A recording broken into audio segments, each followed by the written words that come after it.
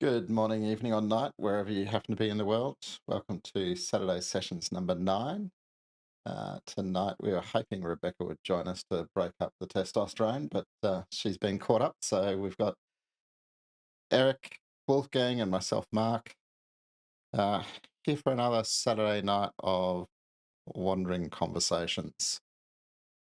So, in the spirit of continuing to get a little bit more structured with our streaming, although I suspect Saturday night's still a bit of a ramble.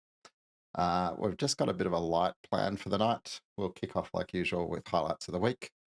We'll have a bit of a chat about the chat that's been going on all week and previously about getting a bit more intentional with our streams. I've got a little bit of a reflection from a moment from the week, and then we're going to take a look at the 3 new safe articles. But why don't we kick off? And I'll throw to you guys. What were the highlights of your week? I think for me, I'm gonna share a new experiment I've been doing. I was encouraged by Rebecca to get back from the computer, get away from the talking head in a box mode, and I've been playing with that, and out of that grew a new little daily video journal thing I'm doing that I'm calling Coach on a Couch, and just hanging out on the couch behind me and doing a slightly structured review of what I've been up to, thinking about that day. And I found it really enjoyable. Like just the breaking free from the constraints of sitting at a computer suddenly changes thinking, changing behaviors, and coupling that with watching James Clear's masterclass and being inspired by a few other sources of learning this week. It's been a fun intellectual week for me, habits and thinking. So you're doing I've watched your experiments, but I'm curious, are you doing the reflections in the morning or the evening? Oh, when afternoon, I think, is probably the best way of saying it. But after something strikes me and I've had enough coffee and thought for it to be meaningful, and not just I'm sitting down and randomly churning through stuff. Yes, you've almost convinced me to give it a whack. I was chatting to Rebecca a couple of weeks ago, and she was journaling and talking about how much she loves journaling. And I went, "Yeah, I've tried journaling at least 5 times, probably 10, and I have a great spurt of energy for a month or so, and then I give up." And I was watching your reflections this week as you shared your experiments, going, I wonder if the discipline of actually not just doing the reflection and the bit of journaling, but sharing it helps with building the habit long enough for it to stick. So I'll be You curious. know, some of that stuck. I mean, we were talking about elements of that back in May when we were thinking about what a community looks like. Wolfgang, your highlights of the week. Yeah. So I really loved your 2 experiments that you did. So I listened to them, and I also thought about, like, would that be something for me? I don't know yet, but thank you for the opportunity to think about it. Um, my highlights of the week. My main focus was to prepare for 2 webinars that I'm doing with Scaled Agile. So one I'm doing on the 23rd of November, together with Swiss Railroad and Deutsche Telekom. This will be in German. Will be about their large solution transformation that they did in the past, and they are still in. And the other one will be on the 13th of November, together with Lothar Kaiser from Bosch and Harry Koneman from the Framework team. And we will talk about the transformation going on in Bosch and certain aspects of that. So this was what I was mainly focusing to prepare at least certain draft versions of the slide decks and connect to all the people. And of course, as I'm teaching implementing safe class next week, I have to send in my proposals for the Berlin Safe Summit talks this week, like today or tomorrow. Otherwise, I wouldn't have time to do that anymore. And so I was discussing different ideas with different people, what could make sense. As of course, I can only upload 2 different topics. So with all the topics that I have in mind, this is hard to narrow down to 2. But I think I made good progress this week. So the webinars I'm really looking forward to, and for me, proposing topics for talks for the Safe Summit is always something where I think deeper about what I'm actually right now doing and what is worth sharing. And so this is more like going through the inventory than just uploading a document. Nice. Yeah, it's been an interesting mix of creativity and client work for me. Um, had a couple of good client workshops. I've been sort of experimenting on the creativity front. Um, I think I finally got to the point where my OBS overlays are all laid out enough to actually make it easy to manage, which was nice. Um, I've decided to steal my gaming box to be my main work box because it's so much better spec. So fun to come. And uh, I guess the throwaway for me is actually a segue back into topics for the night, um, which is just kind of zooming in on intentionality on our streams. And, I back context to say when we started this, we went, let's chat. We'll chat about whatever comes. We'll be lightly structured and we'll figure streaming out of it. And we were pretty comfortable that it was really about did we enjoy the chat, and we hope that some people might watch it and also enjoy it, which was how our Saturday started. And, there was probably a reflection after not too many Saturdays to go, yeah, there's some people in the world who would listen and go, that's fun and I really enjoy it. And a lot of people would go, what on earth are they talking about?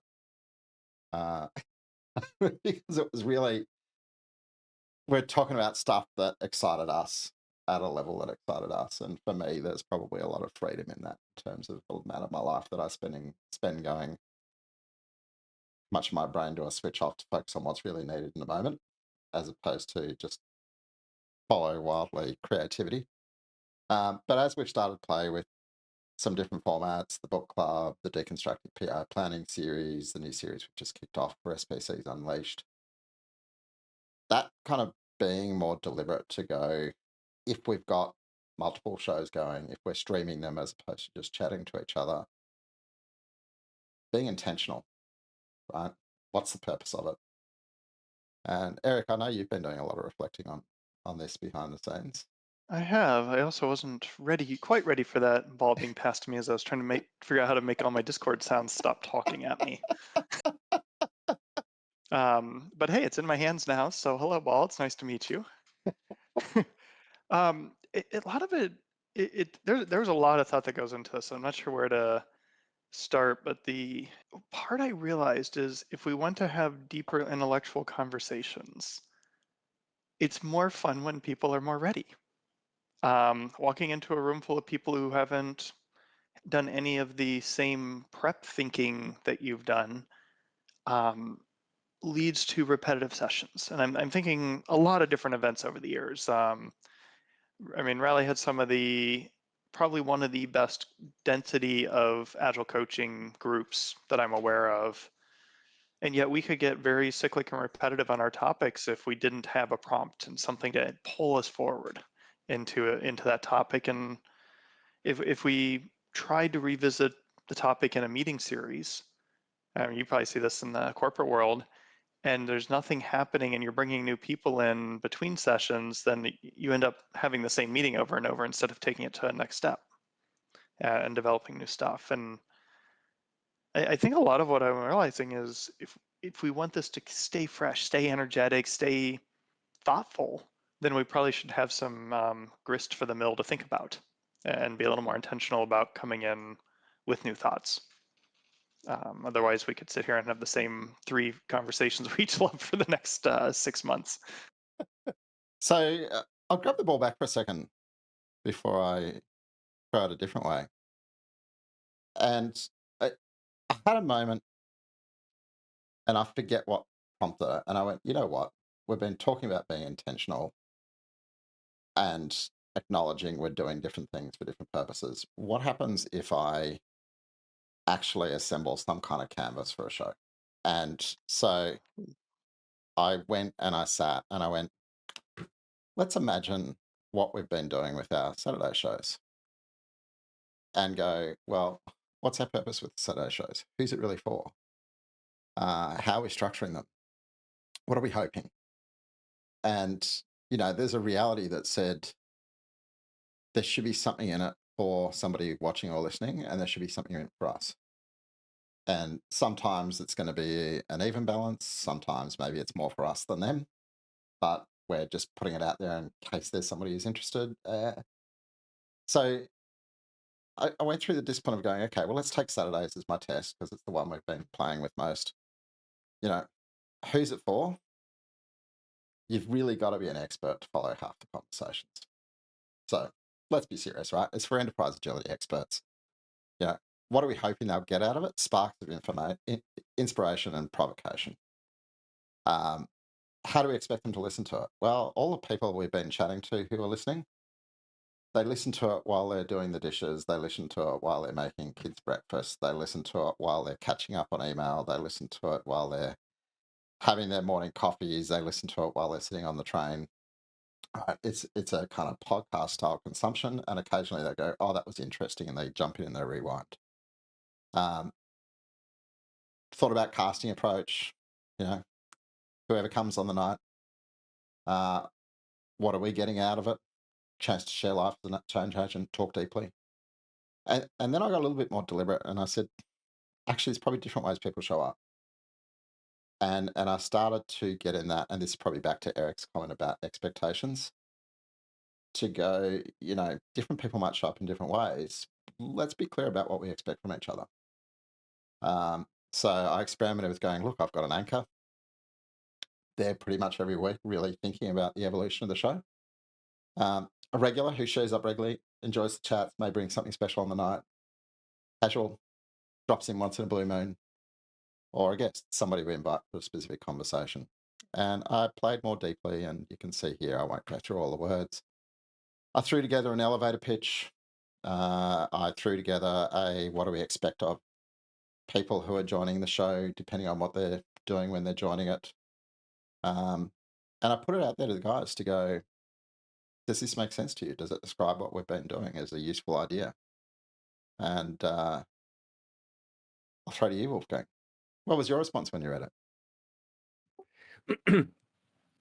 Actually, I really read it, and and I liked it very much. So for me, there were I mean, I'm playing fantasy role playing games now for 40 years, and I'm doing that uh, like longer than anything else I've done in my life. And so for me, this question came up during the decades over and over again. Like as a game master, of course, I have to be sorry, differently prepared than the players, but there usually are regular players coming in every night or almost every night.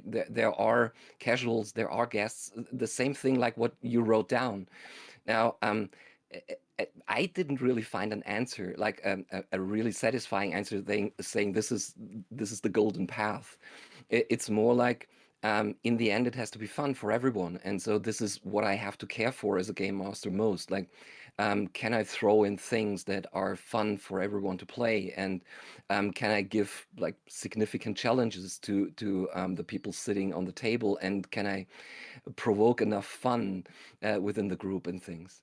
So I really loved that when I read that because it reminded me so much of what I was thinking throughout like the last 40 years. How do I manage to do that? Um, I I really love the first approach that you have, like with anchor, regular, casual, and guest. And I'm completely with Eric. So yes, there is probably a certain kind of preparation necessary to have a certain depth. This is interesting because you bring the gaming into it, and I get a whole different flood of metaphors that come to mind. And like in a game, there are one shots. There in the campaign, you show up, you play for a few hours, you enjoy the story that the host, the game master, has set forward for you. Sorry, I need to move a window and push to talk was in the way. There are campaigns where if you're going to do a 1 to 20 3-5 journey, then wow, did I just jargon that? If you want to go from level 1 to level 20 in the third 3.5 rule set, um, then you kind of got to have a cast of characters who's willing to come and show up and be there most sessions. Otherwise, you get the half henchman idea, where it's like, yes, we have this NPC henchman who's following us around except when Joe shows up. Yeah. and then that character comes to life and then it goes away. Um, and then there's like, in that context, and this is the one that really got me thinking, is you can drop a pre-made NPC in. It's like, oh, you're here for a session, take this NPC, this is now your character. And I'm trying to figure out what the heck that looks like for a streaming session if we're trying to, say, deconstruct PI planning and we're 8 episodes in and I can't hand somebody a set of thoughts and say, here's who you're role playing tonight, or unless we're playing slideshow karaoke or something. So you used a lot of like game master prep analogies, and I think that's true. I mean, I think I incredibly appreciate the work that Mark has put in to make the stream polished and professional and looking really damn good. And I give him 90% of the credit for driving that. Um, but what's it mean for the players to come in prepared? Enterprise agility experts, like, I can sense a world of what would it be like if we had somebody who's never read the rule book playing with a bunch of hardcore min-maxers in a role-playing game. Like, that crunch versus fluff expectation blows things up. What's that mean to us? There's a really rich set of parallels here. What's fascinating to me is that you both went to RPGs. And what was sitting in my head when I wrote this was being a guild leader of an MMORPG guild. Because it's that same question of, what we found with the guild, right? Our guilds were a bit bigger than this community, 40 to 60 people from all over the world who logged in to play a game and have fun. And we needed them to be incredibly structured and disciplined. And we had casuals and we had hardcore players. And what I knew from guild leading was you couldn't hold your hardcore players unless you had progression.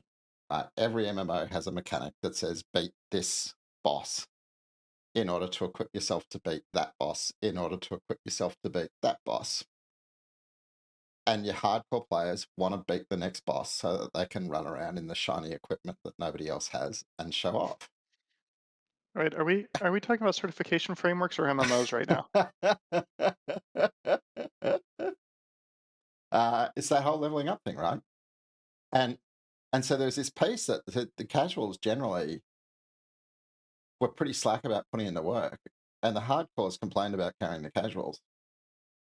And somehow or other, in this environment where it was like you turn up to have fun, I needed to calm down the hardcores and encourage the casuals.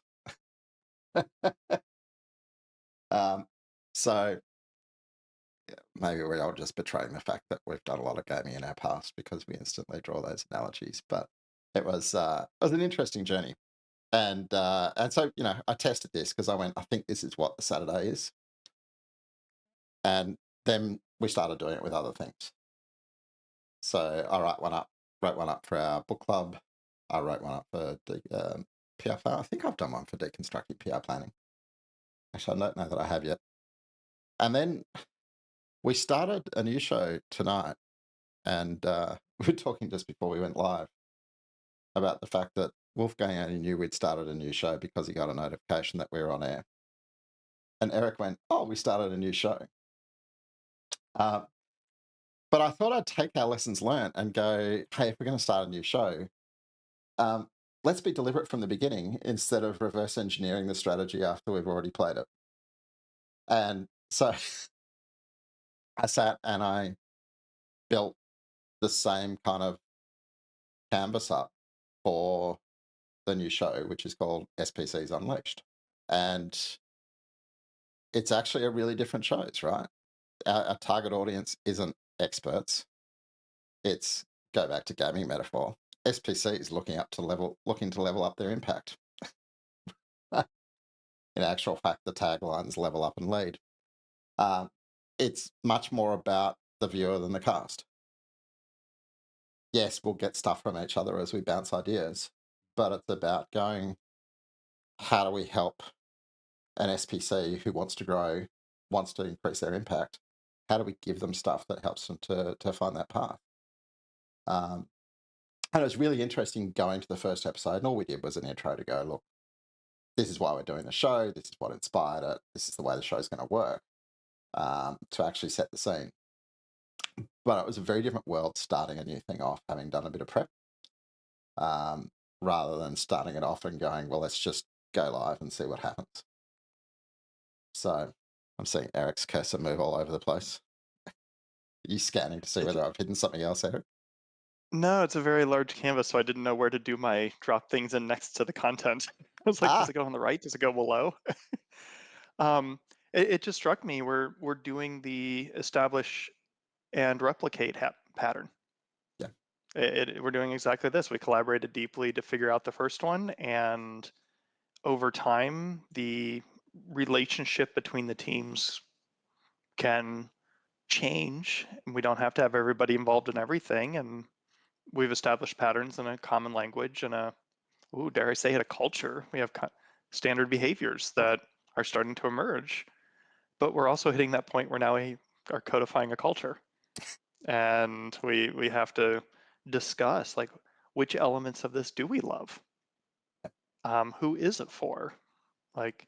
And last night you and I chatted about a number of the tensions that of what could be, and lots of reflection back to fifth discipline and value this over this manifesto style and stuff. But it was interesting. I dropped that pillar of tensions off to the right if you think that's worth chatting about. I don't know. Why don't we, when we're here? Oh, there it is. Actually, I might just drag it somewhere where I can zoom it appropriately.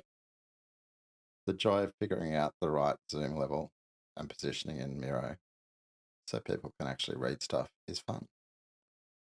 All right, switch back. We could also make it slightly more landscape friendly if you want. But so just to put the context on this, we were just chatting about community and culture and growth, and is this kind of the check-in of, is this continuing to light us up? Because if it's not, then the energy is going to fizzle, and that's no fun for anybody. And as Mark was sharing his thoughts, I was like, oh, he's actually just walking through our version of a manifesto for this culture, this community, this whatever, conversationally. But I decided to start writing down the words that I was hearing and then arrange them into this versus this, and not with a judgmental like, we value one side more than the other, but more like there's a set of these that are more about outward facing and polish and creating an experience for people who aren't part of it. And there's the other side that is, at least the way we're talking about creating an easy, simple, fun experience for the participants. And somewhere in the middle of that, I had a thought about the fifth discipline we were talking about, and it's like, well, we can have our cake and eat it too, maybe even at the same time. And it started to show up to me almost like the quality and speed trade-off. It's like, if you are willing to invest into creating the conditions for the stuff on the right, you actually can get all the stuff on the left for free. And you get more pleasure out of it because it's easier, because everything's established, it's clear, you drop in, everybody knows the roles, and then you just go. It's like the Saturday morning at the coffee house where you go to sit down, they're like, no, that's Jim's chair. And it's like, who's Jim? Oh, he'll be here in about 7.5 minutes. And sure enough, 7.5 minutes, he walks in because that's the habit and everybody knows everybody. So I think a lot of this can just get really interesting and easy depending on how we play it out. The only thing I think that breaks that model is you don't get the left side for free if the right side shows up as passengers. That's true. I was just scanning all the other ones going, can the right give us the left for free? And I go, yeah, it doesn't take much prep to set you up to have a good chat. Right? It's not like you're polishing PowerPoint slides. But you do need to 100 is just warming up for Wolfgang, of course. So, but here, go ahead, Wolfgang. I wanted to throw in another thought. Like, Of course, massive multiplayer gaming is a different thing than having 4 people sitting at a table playing fantasy role playing, or like we 3 now here. Um, but what I'm usually doing, what became a habit over the years for me, was at the end of each session, I do a fist of 5 saying, how much did you like it? And then, of course, like when they raise a 3, 4, or 5 or whatever, I'm asking, okay, and what is the reason for that? And so for me, there was a pattern emerging saying, first, I have to cater to the desires, so to speak, of the players. Like you may have a magician in your party, and this magician wants to do something with the spells that he has. Now, over like when you realized as a or when I realized as a game master what to bring into the game so that they are satisfied, then there is something like a group desire emerging. But first, I have to like I have to be in service for the individual players, so to speak, as a game master, giving them the challenges and opportunities that they really love to have, so that their character can shine and can do something meaningful in the plot or whatever. So I think this could also be a door that we could go through, saying, okay, what are the characters or the people actually participating? What are they really out for? What is driving them? So maybe this is also something that we could, even on a stream, talk about. Like we're talking about it right now. I mean, we You one have me. could, in theory and practice and immediacy. um, as you said that, Wolfgang, it's like all the stereotypical mages who like just won't stop throwing fireballs even when it doesn't help the party, and things like that started to come to mind though too. So it's like, yes, that's your thing, and it's really annoying. The classic, like, who went in to play with their kid sister. Do you ever read Knights of the Round Table comics back in the gaming heydays? Lots of good fun hiding in that one. It's a comic about a gaming group. I've seen far too many comics about games. Fireball, fireball.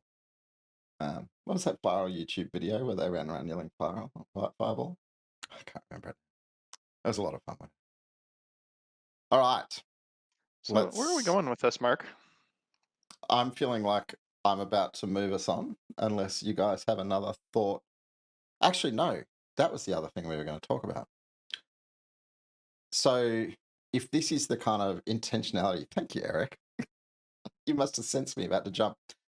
If that was kind of the intentionality question, the other thing that I've been playing a little bit with is thinking about long rambles and short outtakes.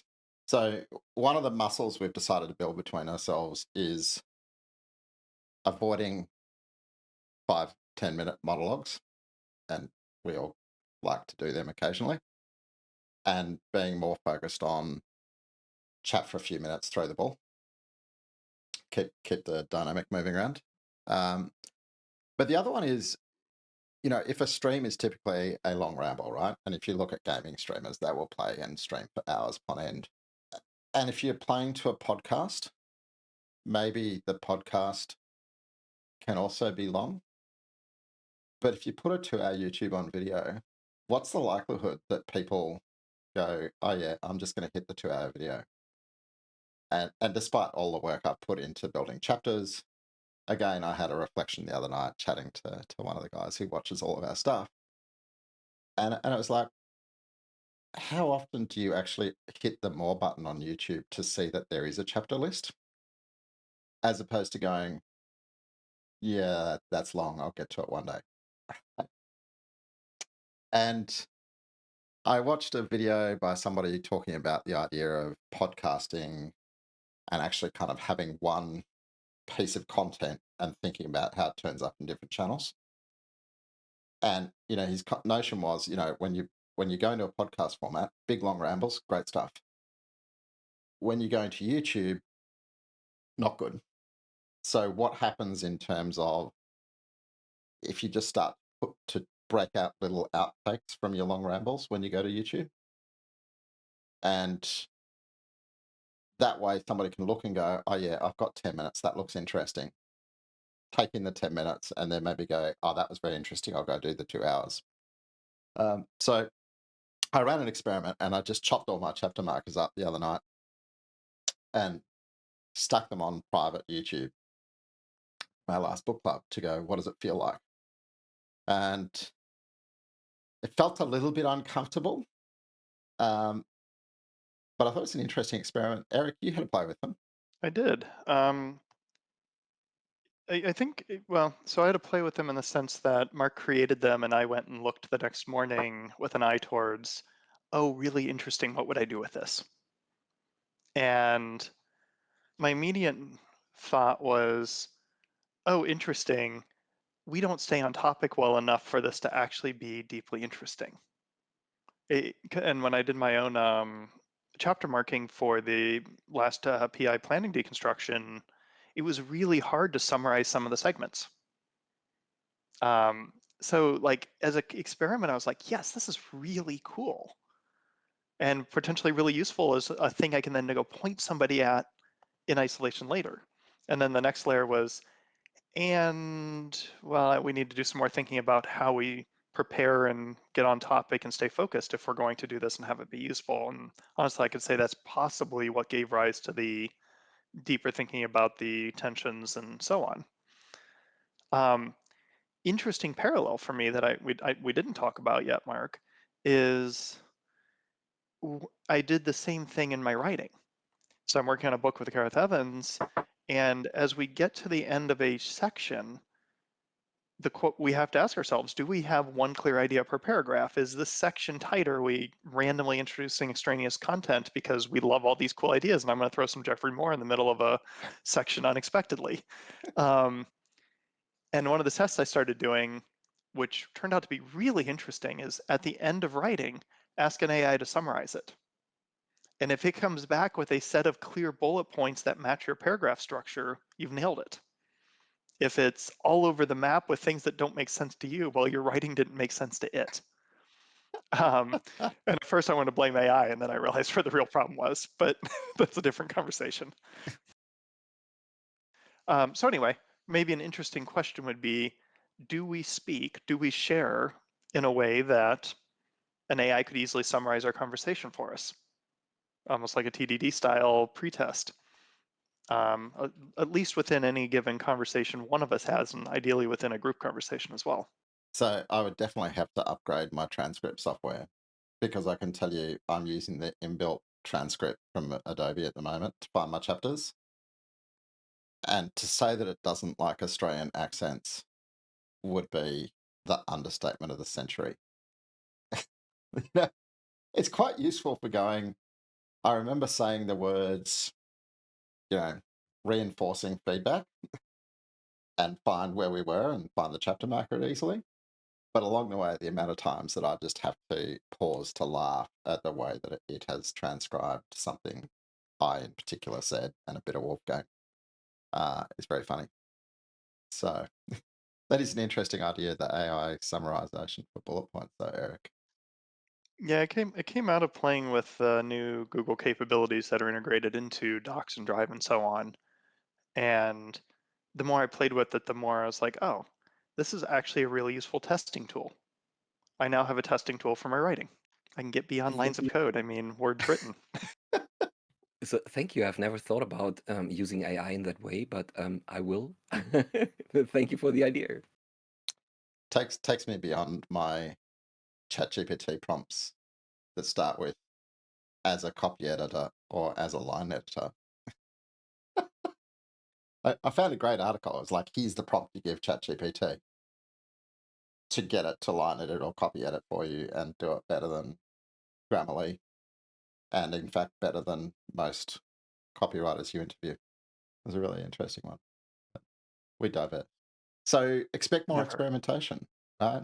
I think, and it comes back a little bit to our thinking for the show. If you take something like Saturday sessions, I hate to think of trying to structure ourselves into 7-minute blocks, because quite often it's the sidetracks like use an AI to summarize your bullet points and see whether you've maintained coherence in a chapter, which is actually the really interesting stuff that happens Saturdays. But if I think about some of the other shows, Very So curious. maybe we'll pin it into the facilitation part of this conversation, but I want to go down the idea of sensitivity analysis, like when you're doing the magic wand in Photoshop, and how far we allow conversations to go. And like you can actually, I can imagine a little slider. It's like, oh, in this show, the magic wand before you get the little buzz of you're going too far is really tight. On this show, it's way out here. On this show, you get auto muted by the host after 35 seconds of talking without a breath. On this one, it's at 5 minutes. And then we actually have just different settings. I couldn't resist. Was that the good job or was that the zap? I forget. That was there's an excuse to press the button. I don't press it enough, given how much time I put into building the filters for it. All right, let's take that as a segue to reflections on facilitation as a coaching skill. So this, and I think the last 2 weeks when I've said highlight of the week, it was my facilitation skills workshop that I've been doing weekly with the group of Scrum Masters. And to be honest, if I had to pick 1 hour of the week that was my favorite hour, it was that hour again this week. But in a slightly different way. And, I've been more and more deliberately saying these things are tests for turning it into a real thing next year and running a cohort-based virtual facilitation course. But one of the things that I've done differently with this one to previous ones, when I've taught facilitation in the past, I've been very focused on let's teach you mechanics, because there's a whole bunch of structure and preparation you can do as a facilitator that you don't need any black magic skills for. If you do this preparation work, you will facilitate better workshops. And Eric, you probably went through Jean Tabaker's course at some point. And if you're not familiar with Jean Tabaker, she was an amazing woman who wrote a book called Collaboration Explained, and brilliant facilitator and teacher of facilitators. And it was scary looking at how she prepared, because she would literally write a facilitation script. And I remember the first time I did a workshop with her, how to facilitate great meetings. It was like a 1 hour session at a conference. And it was a great little session. And then she showed me the script at the end of it, and she had literally a 6-page facilitation script that she followed to run this workshop. It's like, that's how much preparation somebody as skilled at facilitation as Jean does. That's incredible. And so I've run with this whole structure is freedom thing. It's like my favorite quote from Artful Making, which was, technique is the dancer's freedom. And this time around, I've done it very differently. And I've said, instead of bombarding you with structure, right? How to use a parking lot, how to debrief a parking lot, how to write an agenda, so on and so forth. I've literally just begun with, what can you see? What are you learning from what you see? And not just what can you see, what can you hear? What are the different types of things you might pay attention to? What are you learning about yourself? How can you be aware of how what's happening in you influences the room? And how can you leverage these things that you're seeing to shape a conversation and understand the players better? So there's been no hardcore, this is how you structure a workshop, this is how you structure facilitation. It's all been, the power of observation. And then, of course, moving into a virtual world, the power of observation in virtual world. It's more than just people's faces on the camera. And I did a debrief this week. And the debrief, every week I try and debrief on the idea from the week before and what they've done with it, but then use a facilitation technique for the debrief. And so we did the debrief this week. And what came back, and it's a group of Scrum Masters, and what came back from every single one of them is, we've learnt so much about our team, right? It was again and again and again the most powerful insight that they all quote from the whole series is the discussion we had about introverts and introverts in group settings. But then what's happened to them as they've used that awareness and heard more voices, not just in terms of the team dynamics, but in terms of the things that they've learnt about, in most cases, teams they've been Scrum Mastering for 2 or 3 PIs. So it hasn't so much been about facilitation, it's been about the team. And it was just a fascinating conversation in terms of the kind of hidden parts of facilitation and it not just being workshops. I mean, isn't that like the one of the points of good facilitation though, is like it's the set of tools that emerges learning about each other. And Christine and Ronica, my co-founders at Elevate, Christine had this, I think it was Christine that had this really interesting idea, like when preparing for a meeting, she writes affective outcomes, not just the actions and the decisions and the things that you want to make, but also like what do you want people to feel and what social takeaways are there. And including that changes my tone as a facilitator. Like it's one that I've picked up and just used. It's like, oh, at the end of this, what do people need to feel? So yeah, it continues to be a lot of fun, but it's that amazing thing when you create this feedback loop of here's an idea, go play with it, share back what you learned when you played with it, play with it again. Add just a little bit of a layer of complexity and depth and sophistication each time. And what I'm learning from them and understanding what's hitting them, but also just some of the surprise learning that's generating for them. Because they've taken everything that I'm talking about going, this is important for you facilitating a workshop, right? And we talk a lot about when you have the same group and you facilitate them again and again and again, you build collaboration muscles with them. Because you learn the players, you learn the motivators, you can stretch them harder and harder the more you get to know them. But then just the feedback, the way they're taking it out of workshops into daily life, one-on-one interactions, all kinds of stuff. It's been really compelling. You're looking very thoughtful, Wolfgang. Just thinking Yeah. about No, carry on, Eric. No, go ahead. You were called on. What you said really made me think. It's like, um, is that the goal actually for me when I'm facilitating? Like what you said that that the people or the Scrum Masters in this case learn more about the team, and is that like a side effect that I even have on the radar? So now this gave it a different a turn, like what you said in the end. It's like, okay, this is probably something that I have to think about more. It's like, um, yes, I'm preparing, and yes, I'm preparing for I'm preparing a lot, but it's uh, like what came to my mind was when you are teaching a safe class, then you are usually rated for knowledge and facilitation. And so in the beginning, my knowledge skills were always higher than the facilitation skills. And then I thought about, okay, what can I do about that? So how can I introduce facilitation in a better way into a safe training so that I get at least the same level of marks for facilitation than for knowledge?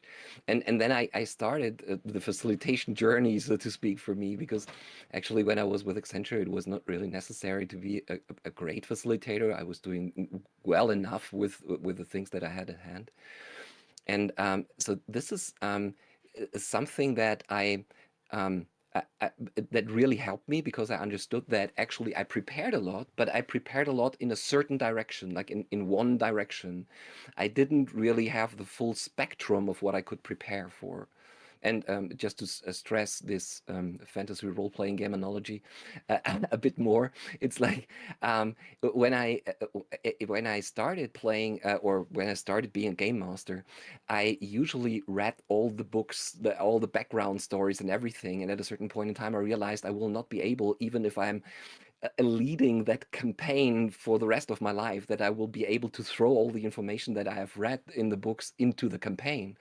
And at that point, I thought, okay, maybe I should also focus on different things to prepare and not just on the background story, which I will not be able to convey anyway in that depth. And so what you said resonated with that part. It's like, okay, did I miss actually a certain aspect of facilitation, or a certain aspect of running trainings, running workshops, or working with a client in general? And thank you. So I don't have an answer, but thank you for the question. No, that's fascinating because we're going back to the role playing again, and it's so true. Game mastering and facilitation have so many overlaps, and I appreciate your comment about the knowledge based, because I think when we're a facilitator, well, let's start on the game master side. When as a game master, I want to get people through the adventure. I wrote this adventure. I need them to get through it. As a facilitator, it's like I wrote this agenda. I need them to get through it.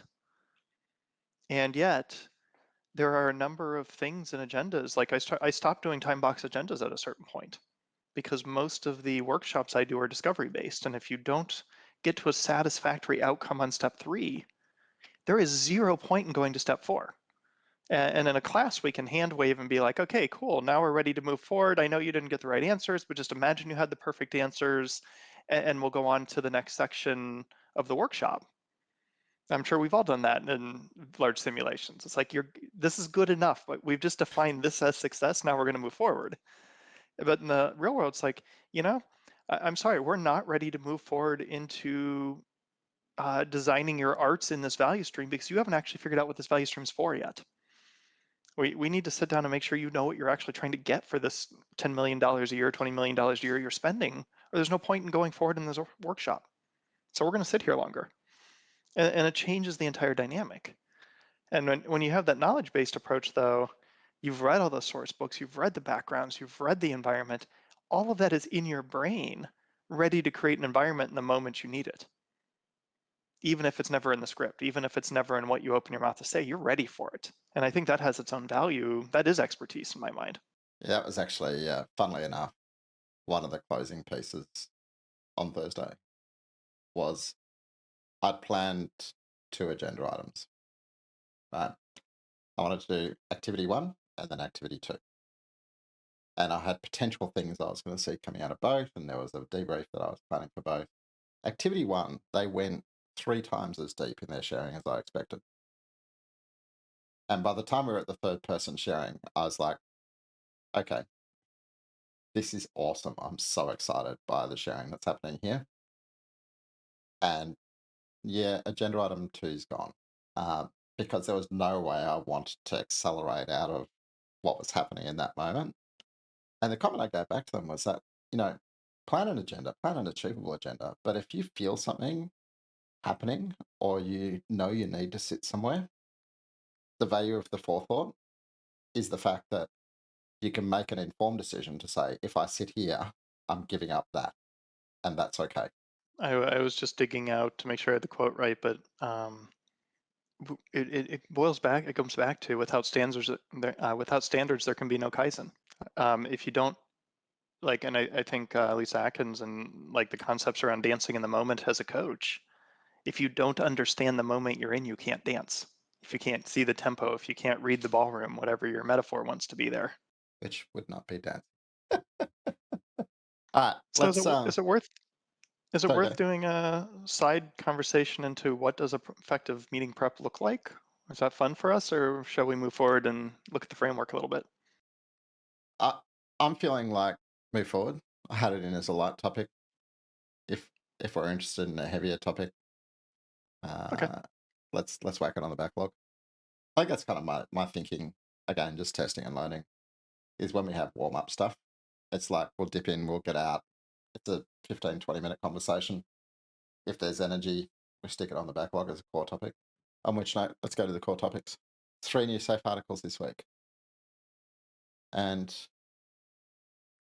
the hint Eric gave was strategic themes, portfolio, and enterprise. And I went, I was sure there's a couple of articles in the mix. And I'm not sure whether that's me thinking about things that I shouldn't be talking about in public yet. So I'm not carefully not naming the articles. Or whether it's just that there were some sub articles in the 3 headline articles you mentioned, Eric. But you just put the anchor articles out. Wolfgang asked prompting question, and indeed there is a value management office article as well that I hadn't attended to. It's not in the frameworks in the official extended guidance, and there might be others. That But was I the think one at that this, was in my head.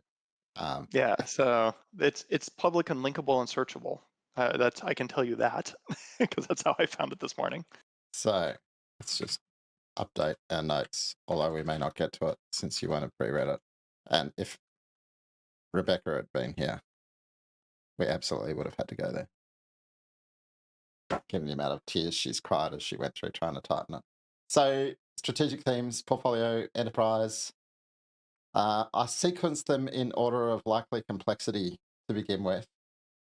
And then I read the new portfolio article and I went, gee, it's probably more significant in portfolio than enterprise. But I figured we'd start with strategic themes. Before So we dive in, I wanna jump on the comment you just made around the sweat and tears of trying to tighten it, and maybe a little preamble on this one. Just having worked with the framework team significantly over the years, I want to just express an appreciation for the work that they do to try to tighten these incredibly abstract, complex subjects that span the entirety of every enterprise you're trying to imagine and have ever worked on, and a bunch you haven't. And we had the conversation, I think it was in the book club, around what coaches bring to their practice from their history and how that shows up. Um, One of the things I realized, looking at the framework, looking at pages, people interpret it based on the company they're currently working in and maybe one or two companies they've worked with. And comparing that to the challenge of trying to write something that is extensible to every company anywhere that happens to use technology. It, and read with that in mind. So we're going to go in, we're going to probably start poking at little bits and teasing out elements and getting pretty deep here. But I think it's important for us to remember that mindset as we dive into this. that is such a key piece. I'm at the end of my first serious review cycle with them. Like I've done a couple of other guidance articles, but they literally just went, yeah, that's good, go. This time it's been, let us help you make sure it's the best it can be. And I put what I'm hoping is almost my final draft in yesterday. And it is unrecognizable from where it started. So I might do a thing where I let you set the stream and start talking while I slip down and grab coffee, because the sun is up and that means it's time for my second cup of coffee.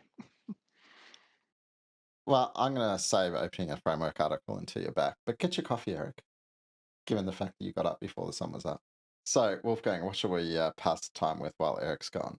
So what Eric said is, I think, really worth emphasizing. It's like, would I be able to do that? What the framework team is doing in this regards, like narrowing it down and trying to make it suitable for every company in the world and every industry. I don't know.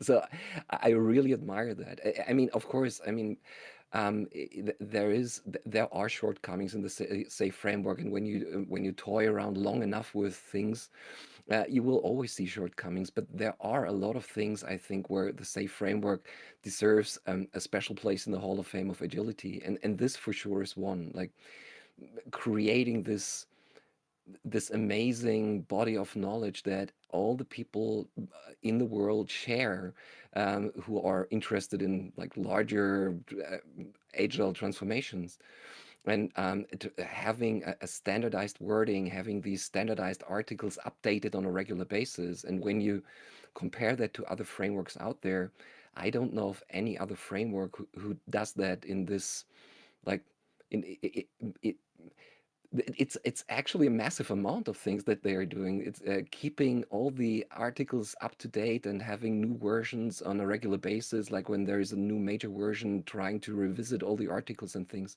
So this is something that I really admire. Yeah, I think a lot of the times when one of us picks an issue with the framework, it's a contextual issue, not a generic issue.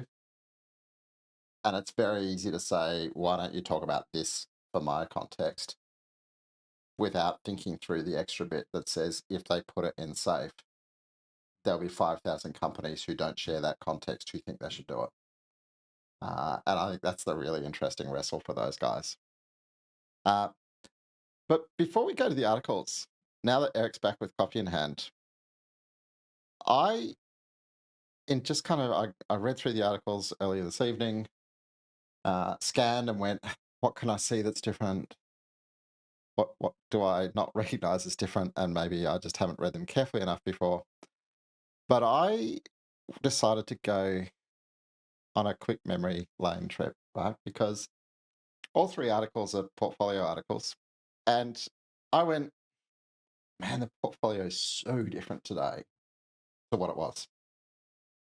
And the thing that triggered me was I think there's a couple of things that the original portfolio content left open that I liked being left open that the current version closes that I'm not sure about it closing.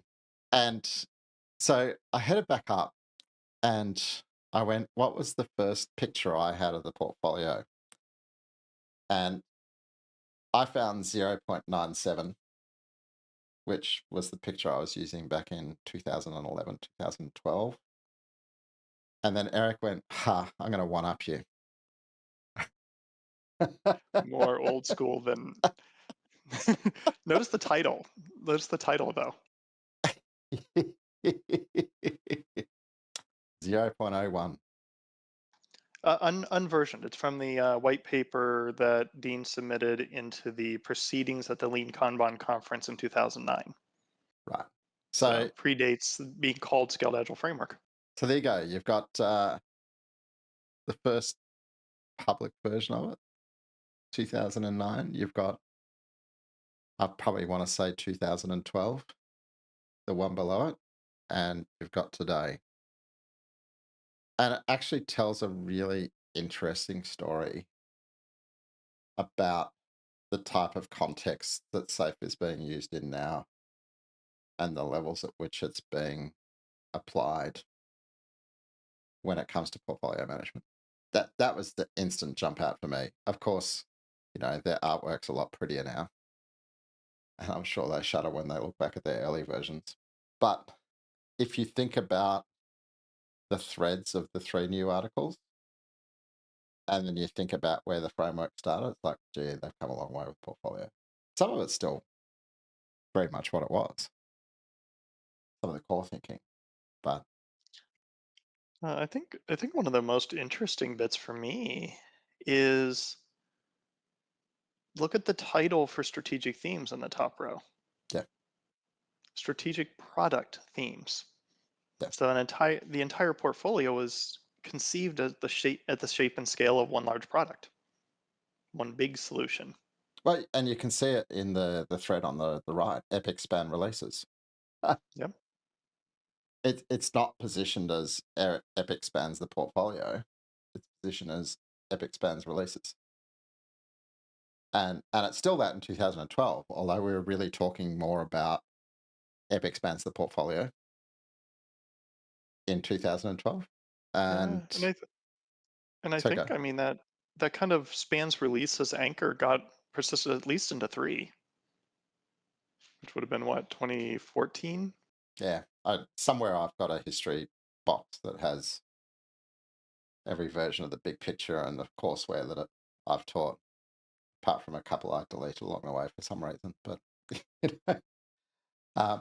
definitely been a shift. But I'm actually going to use this as a segue to the first article, because what triggered me to go look was that the first version of Safe I learned, when we talked about investment themes for the portfolio, the idea was that investment theme was a train, right?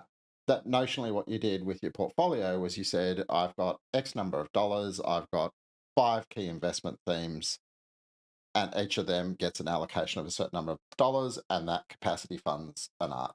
And when you look at the current version, it's much more nuanced than that, because we've gone from having investment themes to having strategic themes, but it's not just the new name for investment themes, because we've also got lean budgets and guardrails now.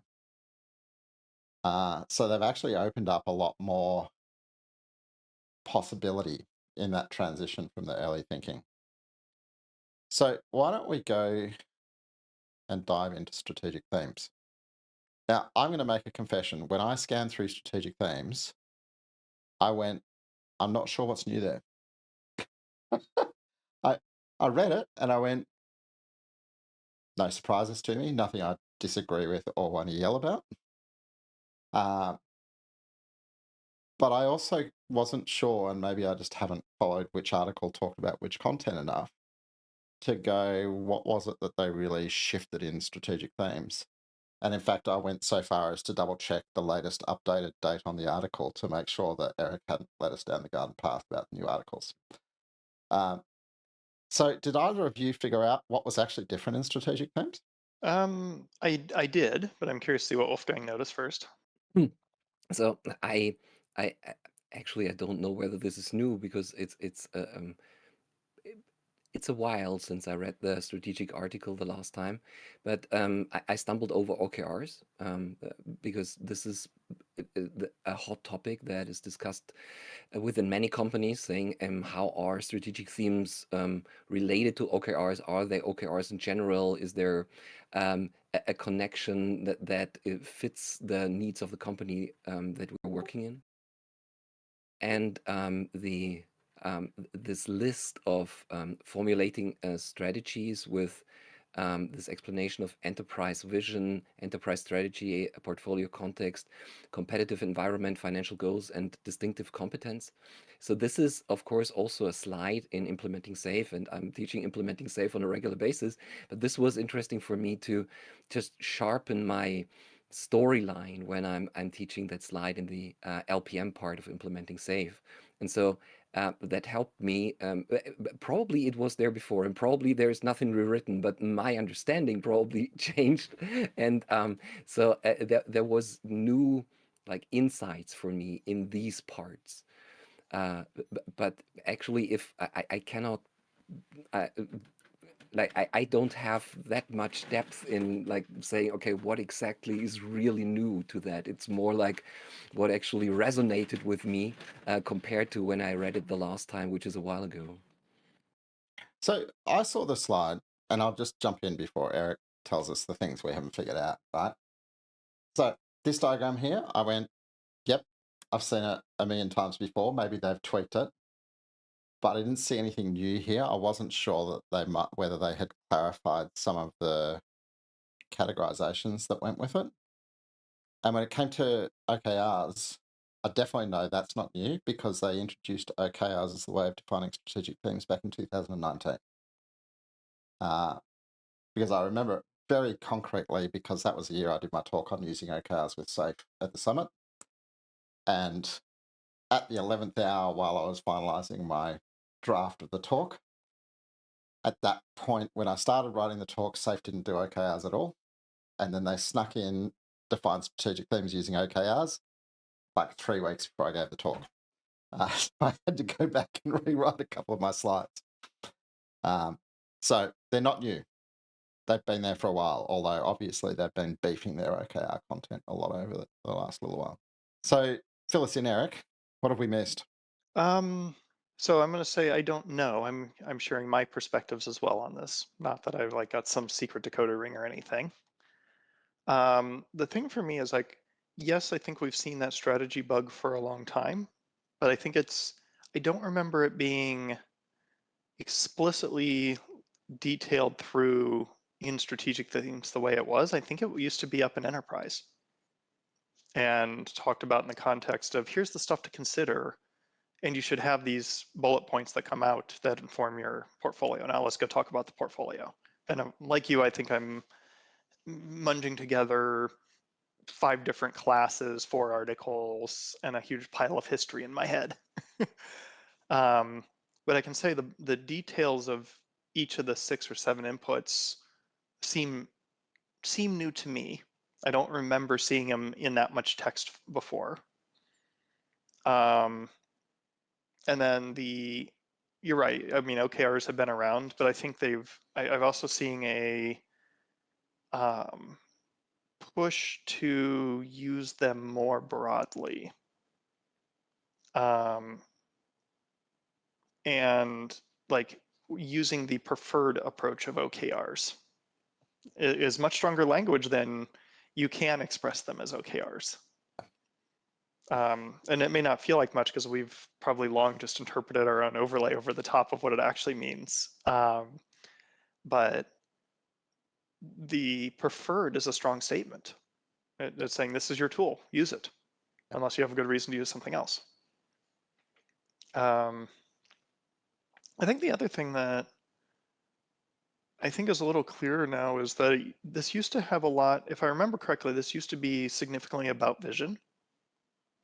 Like I think it even mentioned product box and things like that. Because it was kind of the portfolio vision article at the same time it was strategic themes.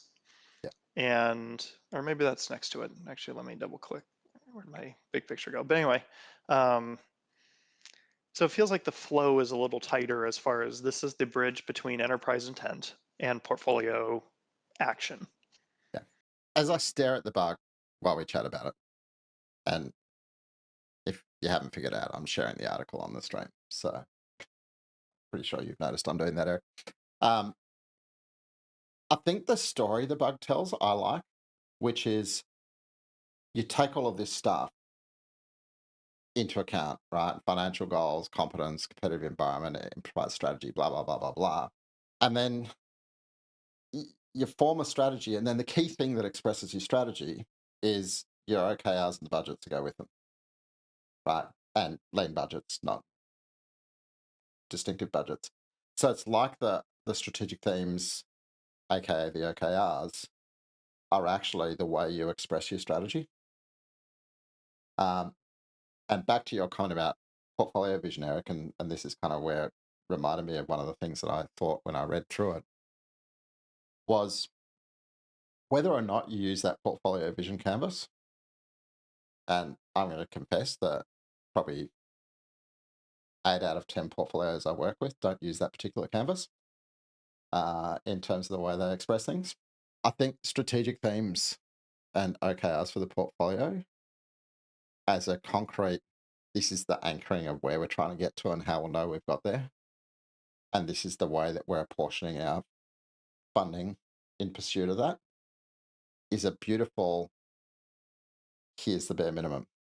And then you can jump across to something like portfolio canvas and go, this could be cool, but there might be other ways you're expressing it. So I'm actually looking at the portfolio vision article now, and I'm wondering if that revved and I wasn't looking as well. I don't think it did. 12th of October. There you go. So it's rev recently. Because I glanced at it because when I was worried about whether I'd missed articles from your header list, I opened a few of the sub-articles and I glanced at portfolio vision when I don't really see anything different. So there we go. All their careful effort to communicate with us. Maybe we should turn up to more of the webinars. Anything else on strategic themes before we move on? I guess just one other thing is this.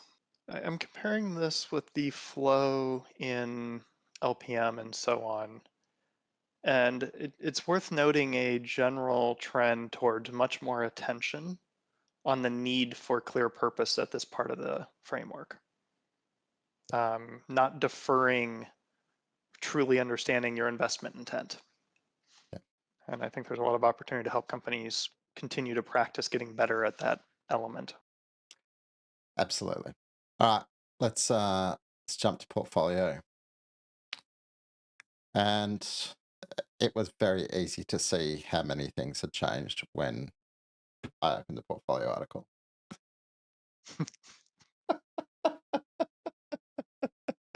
And I'm guessing you're going to run a guessing game with us, Eric, to go, what did you notice from all my hard work? I think that might be the most fun. I mean, I could also monologue a little bit about the design process that went into this one, but Why don't you Honestly, it kick us might be off fun with to the observe. why don't you kick us off with the design process, unless that's going to do giveaways that you can you'd rather watch us hunt the Easter eggs. Honestly,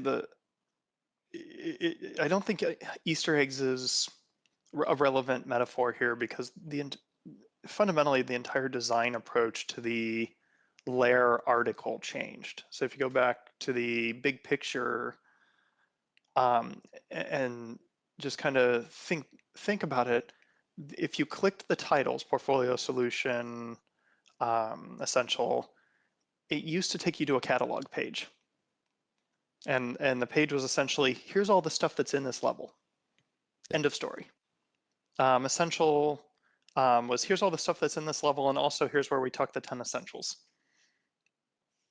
which is still some of the best work I think from the last 5 years of the framework, because I love that 10 essentials as far as this is what makes safe work or not.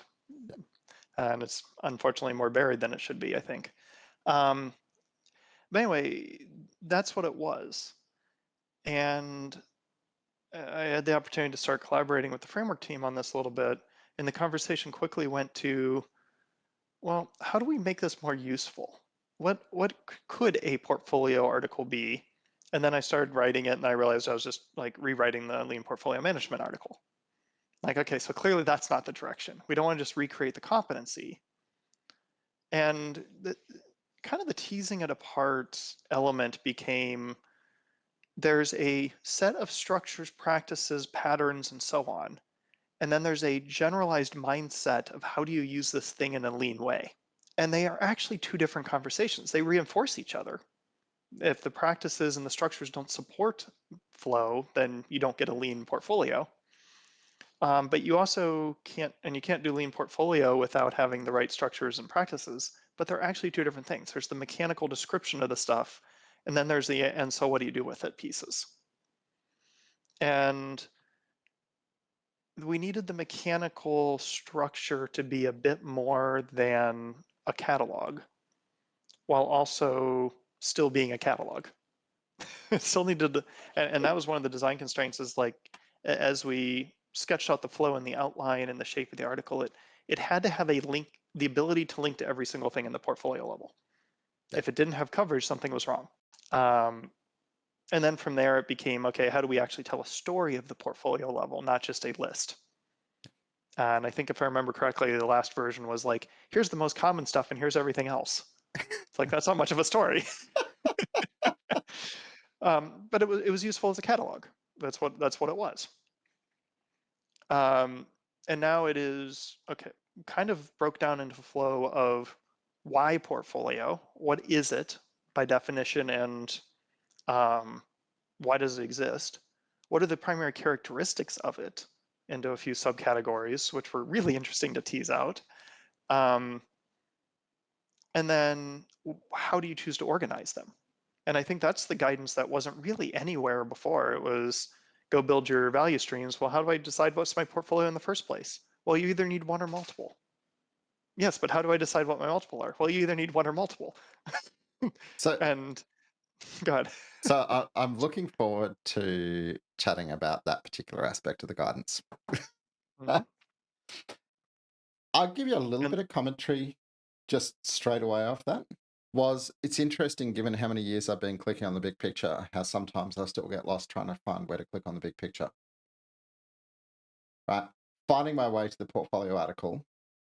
If you had not shown us a tab window from your browser that went, this is the name of the tab and it's portfolio, I probably would have given up until eventually I went, oh, there's that little grey word up in the top right-hand corner of portfolio. What happens if I click on that? So there's, clicking on things for dummies, I guess. every pixel, But every glyph. I'll say every glyph in the portfolio is clickable. I did want to jump on that actual delineation between portfolio and lean portfolio management, because it was one of the things that I was watching for and was placed I didn't find. One of the things that's nagging me when people talk about portfolio in the SAFe community right now is they talk about LPM and EPM, right? And EPM, enterprise portfolio management, LPM, lean portfolio management. And I get quite annoyed about it personally because I go, shouldn't all portfolio management be lean? And are we creating a problem for ourselves by saying LPM's the low level portfolio and EPM's the high level portfolio? And then how do you say actually lean's still important in the enterprise portfolio?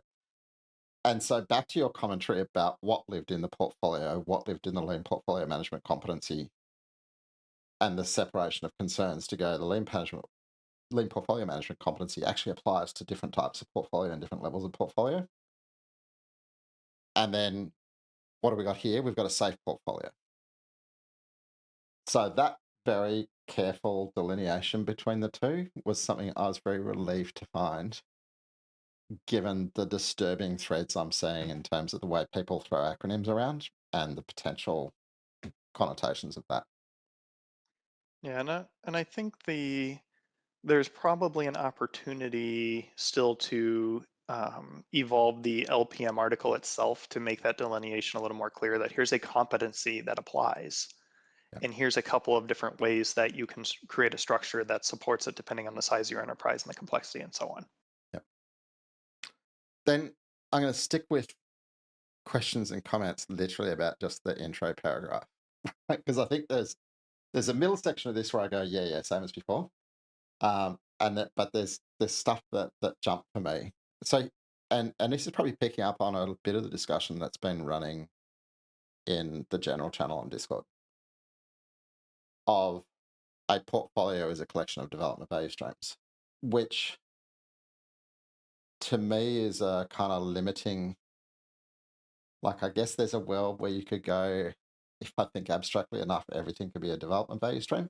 But I think there's another world where most safe portfolios would contain development value streams, but it might not be the only thing that's living in there.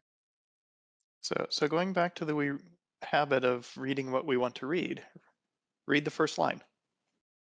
So actually, when I read the first line, I was relieved. It was like, okay, a safe portfolio is a set of value streams. And then I thought, yeah, now finally, we have like the blessings this week from the framework team saying, okay, there is more to a portfolio than development value streams. And then in the second sentence, it was, okay, it's execution via collection of development value streams. Okay, we are back in the discussion again. Because like when I think of a smaller company, maybe a company of just 100 people, and they are all fitting into a single agile release train. And there are companies out there, and they don't really make a difference between a development and a operational value stream. This is probably something for larger companies, and it's useful, but it's not applicable for every company that is trying to apply SAFe to what they're doing. So let me take a different play with that, right? Because it wasn't to me whether we were talking about development value streams or operational value streams. If you think back to the old ugly pictures, right? The old ugly pictures, part of what the message was about portfolio there was to say your whole world won't be agile, and you need the ability to coherently manage a portfolio that has both agile work and non-agile work running through it, right? And the portfolio Mhm. is the bridge, and it was abstract enough in its application of lean to say you might be running waterfall projects, but let's apply lean thinking to the way you think about waterfall projects, and let's glue together the different types of work that are happening for you. And that's very much the case usually. If you think about a lot of what SAFe does with portfolios, people do bottom-up portfolio design. We have 5 trains, let's glue a portfolio on top of them.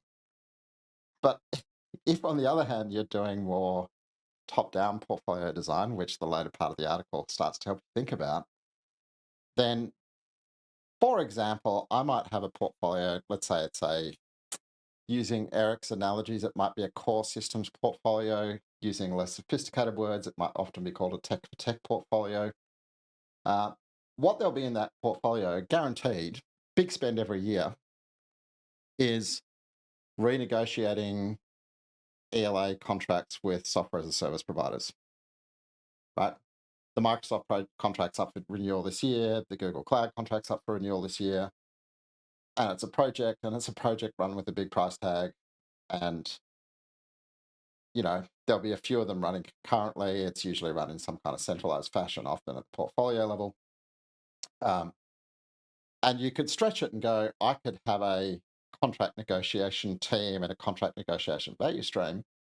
And in fact, I had a crack at getting one particular client thinking that way, but it was a stretch they weren't ready for, right? They were ready for, we're going to have some good, hard-nosed commercial project managers, and we're going to give them access to some BAs. And, they're big, typically 60, 80, $100 million contracts. So that's what we're going to do. And this is my worry when we just define it as a collection of value streams, is that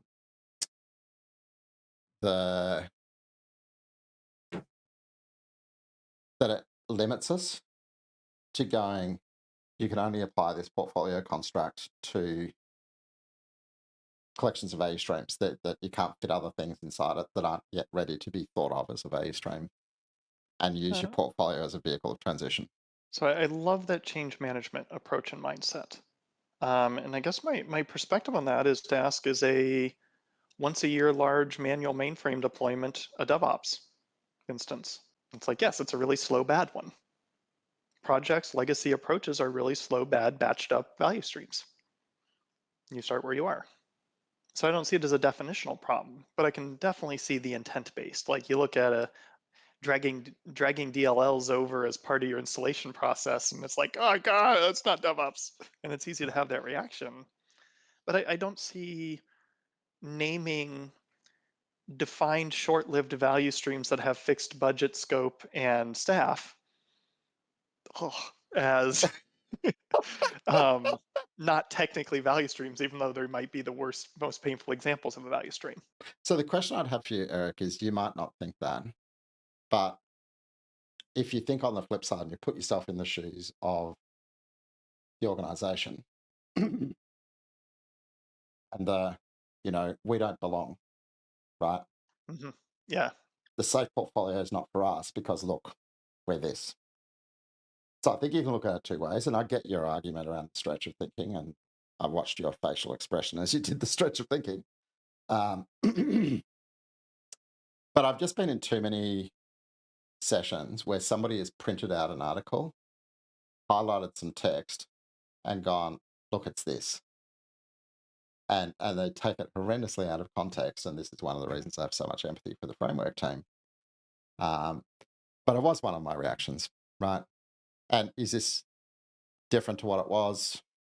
I don't know. I didn't go back and reread the last version of it.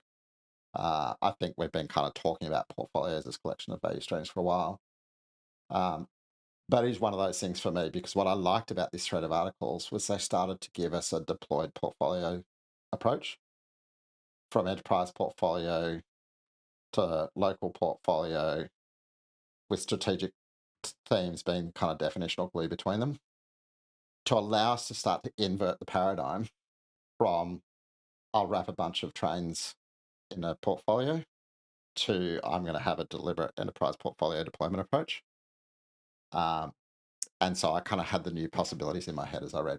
I think I would really enjoy, Mark, if you and I sat down and sketched an outline and did a intentional focused, maybe 30, 45-minute podcast on that change management approach of how do you fit legacy portions of an organization into a safe portfolio, because it's not unallowed. There's nothing that explicitly ever anywhere says no, you can't do that. But I think there is really a valuable opportunity to provide that path. And given how it fits with what both of us are doing, I think that would be a relatively easy thing to build up and have Yeah. a very focused conversation on soon. Let's whack it on our backlog. Moving on.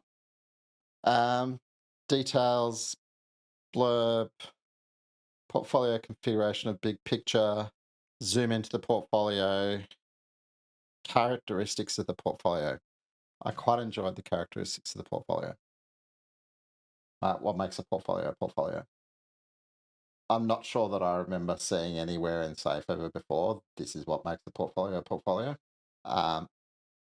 So it was quite nice to see the structure to go, oh, this is what it is.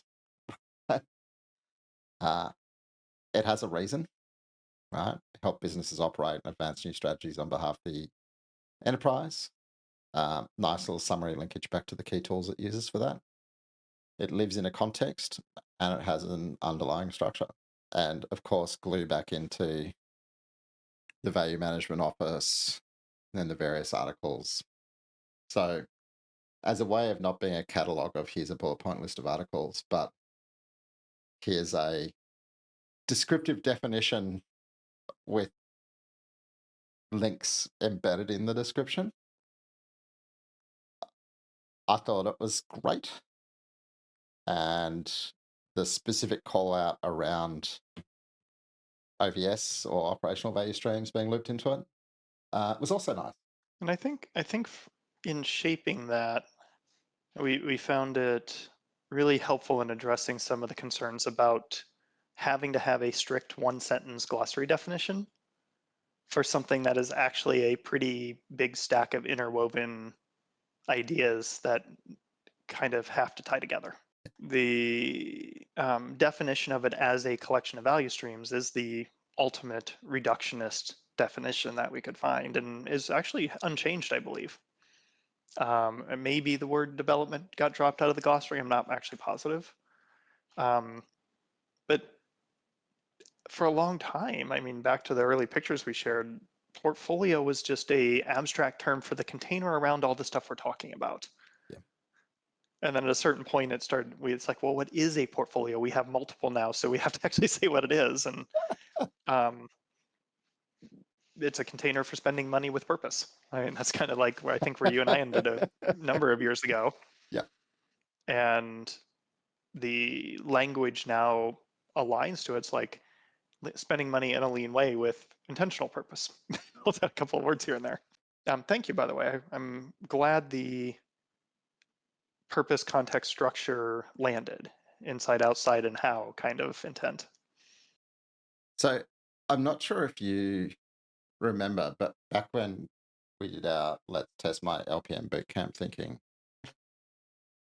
6 weeks or so ago, I had gone Googling, surfing the Safe website, surfing all kinds of other things, looking for definition of a portfolio and definition of what makes a portfolio a lean portfolio.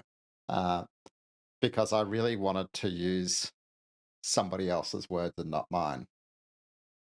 And I couldn't find anywhere in the lean agile world a definition that jumped out for me as a really simple, this is what it is. And I know I surfed every Safe article while I was doing that. And then in my slideware, I wound up using a definition from the PMI.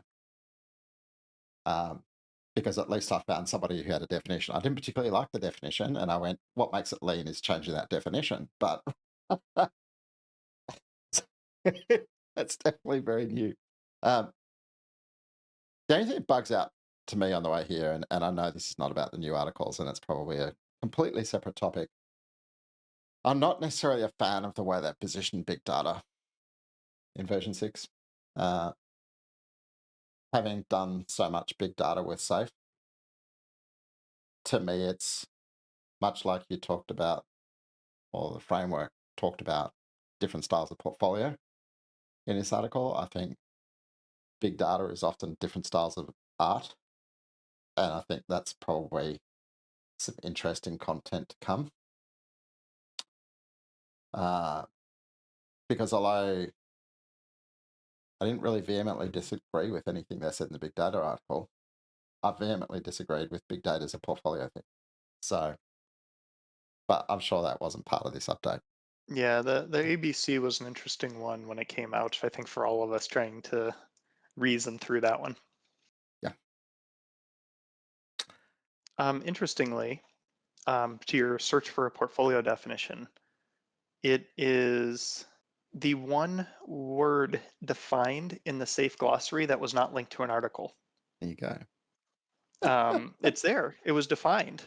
It was in the glossary, Okay, well, but I it was didn't the go only looking in the thing. glossary.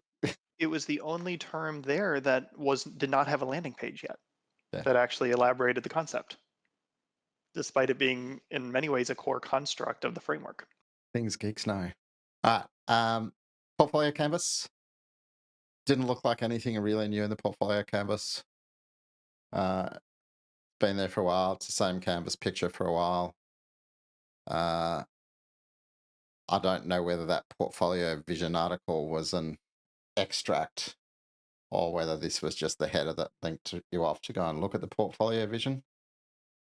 I had a quick glance across the portfolio vision article and went, doesn't look like there's anything new in there. Don't So, think so. so this is just a glue article that way. Sorry, just catching up. Needed a place to, yeah, this was kind of here just to provide a way to talk about the portfolio canvas Yeah. and without excessively talking about it. Because the portfolio vision is the right place to go into it, but it's also deals double duty as the tool to visualize the existing structure of your portfolio. And we couldn't really talk about portfolio structure without talking about visualizing it. All right, organizing portfolios. This is where it got fun. The kind of small enterprise, one portfolio, big enterprise, multiple portfolios. We've been talking about that forever. Although, funnily enough, once upon a time, we talked about multiple instances of safe. And I think Dean got out of that the day that we put this little box up here for enterprise and government on the big picture, which allowed you to go, I've got one enterprise and it has many portfolios. But certainly, I remember describing it. You might have multiple instances of safe if you have multiple portfolios. Um, Well, and I think well, I can't say we. I always conceive that as a way to provide a clean governance break. Yeah. It's like here is where you have a partition of some form in the company where you need to treat this differently than this. Yeah. And interestingly, in certain really big companies, in the Fortune 50, I couldn't find that point. Like that was actually a significant part of an engagement was trying to find the point where you could actually do that and not accidentally have 13,000 people in the portfolio. It's like clearly too big, but I can't find a sensical smaller one. The old portfolio fracture plane. Hmm. Honestly, that without using those words, that was a big set of the thinking in this section. So let's I talk about. didn't use that Sorry, term this time, so I didn't use that term this time. You were. but surely you were thinking it, Wolfgang.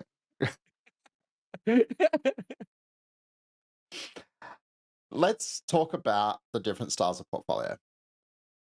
Because this, to me, this was, if everything else was like, it's great, it's a nice threaded organization, it tells a story and it lets you link away telling the story. You got a nice little definition of the what is a portfolio. This was the real new IP to me in this article, was to go, there are different types of portfolio, dare we say archetypes, back to some of our other recent conversations. And, Examples. but obviously archetypes, you go slightly more definitional. But, that's really, for me, as I read it, it was starting to get down that archetype type path. But I love this notion of, okay, here are the pros and cons. If you treat it all as a single portfolio, which most small to medium enterprises would, be aware of the following. And I read through that list of challenges around, you know, something that's local to a particular area of the business being a portfolio concern and being perceived as distractions by many other members. Whether or not that's a good thing in a small company, maybe is a different question. And whether you can tune for it's a different question.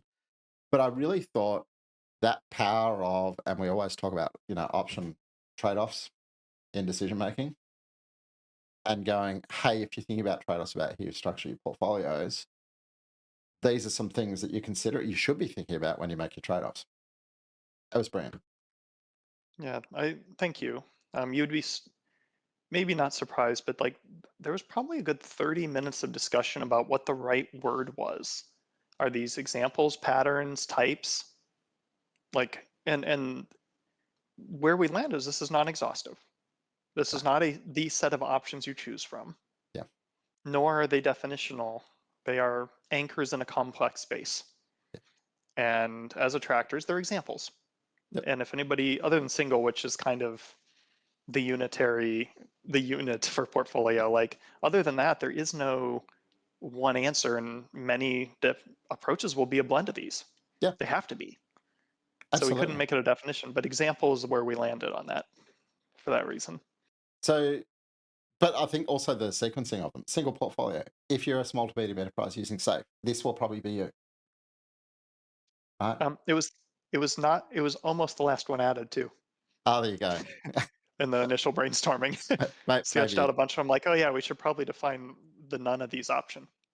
maybe as a guy who's done a lot of small companies and enjoyed doing small companies, it's an instant one for me, because I often hit a small company that thinks they should have multiple portfolios, and I go, let's think that again. Business unit portfolio, probably again next classic. Look at the published structure of a company and you'll find their portfolios. It's almost the default. And in fact, most of these examples became very regular defaults. Right, so I've got a portfolio for a business unit, pros and cons. Again, good use of pros and cons. And again, I like the inclusion of specific examples. Right, just bring it to life. Yep. Because I looked at the list of examples and went, yep, all makes sense to me. And that's one that came in for a couple reasons. Is one, taking the abstracts and making them real is really hard.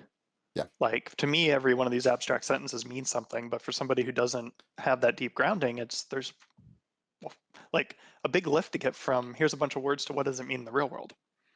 And it's always, And sorry, go on.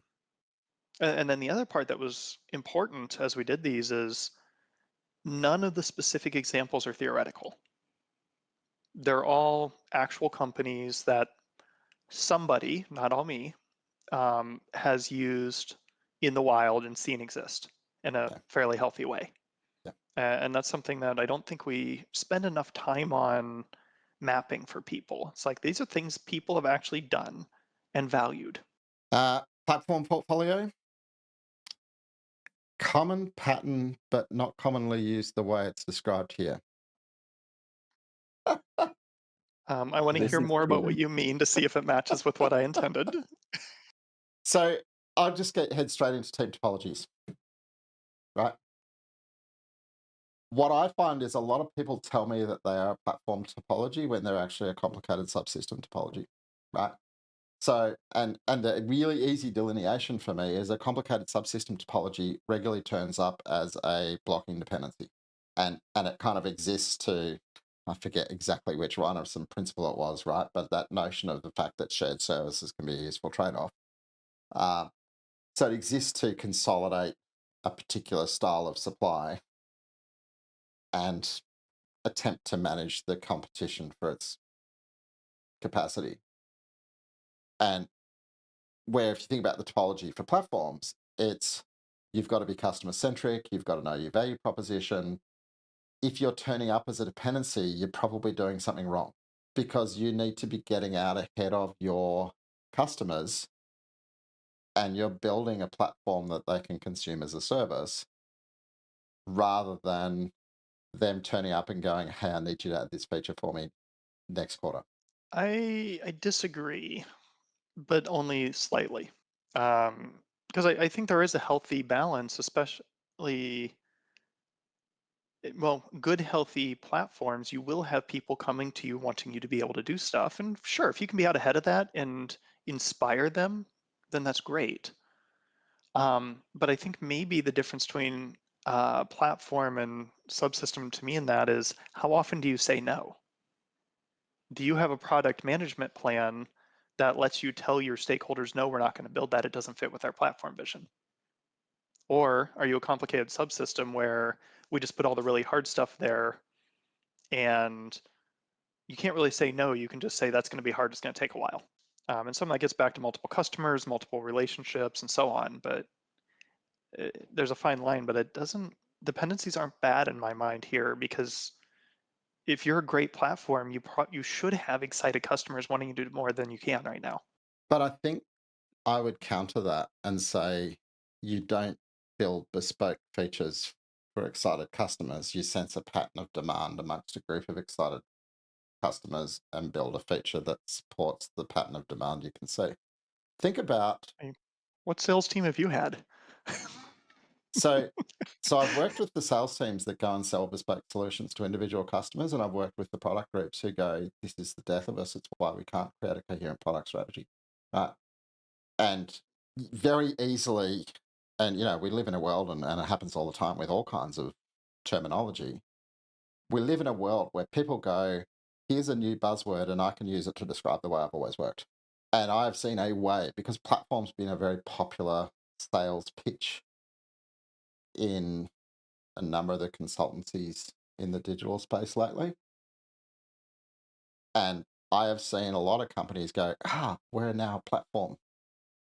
And, it doesn't look anything like a platform strategy. It looks like, here's a new buzzword, and we can say that the way we've always been configured and the way we've always worked in our matrix dependency model is now a modern thing, and we're just ahead of our time. Uh, This is what makes the difference for me. Like, I had that patterns a couple of times, and the question for me always is the platform portfolio in charge of their strategy? Like, oh, do they own their strategy, or are they just reactive to things that are coming in from the outside?